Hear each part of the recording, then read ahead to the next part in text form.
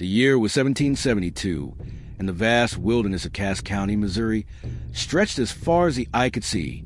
Dense forests, winding rivers, and endless plains its secrets that only time dared to whisper about. Spanish explorers, weary and wary of the land's hidden dangers, traversed this uncharted territory. Their mission, to transport a vast fortune of gold and silver back to the Spanish Empire. But fate had other plans. An urgent rumor swept through their ranks. An impending Indian attack loomed.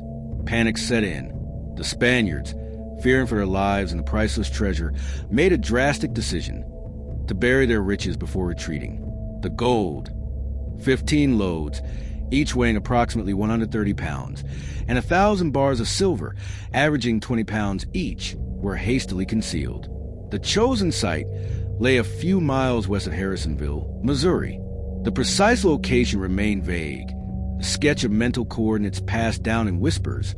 4 or 5 miles west and about a mile north of Harrisonville, near where the Rodman School would one day stand. But why such secrecy? Why not return? The answer faded into history. Fast forward to October 24th, 1879. The Cass County Times-Courier published a sensational article claiming to reveal the treasure's location. Suddenly, the legend leaped from dusty folklore to public obsession. Treasure seekers flocked to Harrisonville, their eyes burning with greed and hope. Maps were drawn hastily, theories exchanged in smoky back rooms, and metal detectors were but a distant dream. Instead, men relied on rudimentary tools, intuition, and sheer determination. At the heart of the mystery was the Rodman School. Established decades later, it was said to stand near the burial site of the silver bars within a quarter-mile radius. The gold, meanwhile, was believed to be roughly a mile further north. Yet as years passed, the exact coordinates of the Rodman School dissolved into obscurity. Townsfolk recalled vague directions from old-timers. No one held a definitive answer. The school itself disappeared, swallowed by time, replaced by modern developments. Then, in 1930, the land spoke again. A construction crew, tasked with building a bridge near Harrisonville, unearthed proof of a long-forgotten battle. The earth yielded relics of violence, rusted Spanish weapons, fragments of old armor, and, hauntingly, several skeletons buried in desperate haste. The local papers screamed headlines. Had they stumbled upon a piece of the puzzle?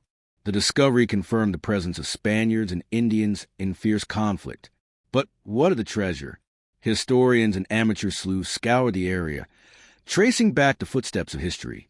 The skeletal remains seemed to hold silent testimony to the brutal struggle, but no hint of gold or silver was found. Still, the legend grew, gaining momentum like a tidal wave of ambition and mystery. In the present day, Harrisonville has transformed into a quiet town, its streets lined with homes, businesses, and schools. The Rodman School's exact location remains a mystery, yet the whispers of treasure hunters have never faded. One man, Lucas Harrison, a determined archaeologist in his early 40s, took the legend personally.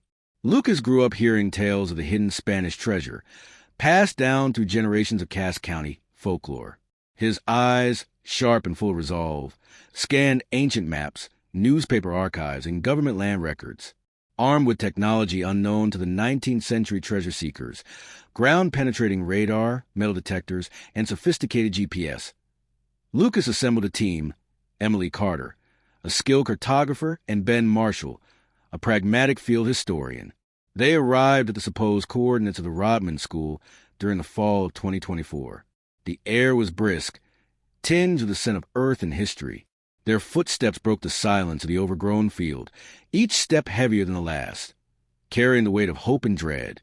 The rules were clear: absolute silence, careful precision, and respect for the legend. Emily's hand traced ancient survey lines, aligning their excavation grid with the mental coordinates from historical accounts. Lucas led the operation, every decision weighed with skepticism and belief. Ben adjusted the metal detector, scanning inch by inch, foot by foot. Beep, beep, beep. The signal grew stronger. After hours of relentless effort, a solid metallic object lay beneath layers of soil. Lucas and Emily exchanged a glance, half disbelief, half anticipation. With careful precision, they unearthed an old iron chest, corroded but unmistakably antique. The earth had concealed it well for centuries. Inside, several heavy silver bars, tarnished yet intact, and ancient Spanish coins, their faces worn but their origin clear. The air seemed to vibrate with revelation, as if the ground itself celebrated the uncovering of its most jealously guarded secret. But where was the gold? They continued the search, their determination unyielding, the full moon their silent witness. Lucas stood at the edge of the excavation site, gazing over the field now marked by history. The silver had been recovered, cataloged, and prepared for display in a local museum, drawing scholars and curious visitors alike. The gold, however, remained elusive. The community buzzed with excitement. Harrisonville embraced the story, transforming it into a point of pride and mystery. Tourists visited, metal detectorists arrived in waves, and historians debated theories. Yet, some claimed that the full moon still held the answer, that perhaps one day the silence would break, and the last piece of the puzzle would emerge. Lucas spoke softly to his team. History never forgets. It only waits.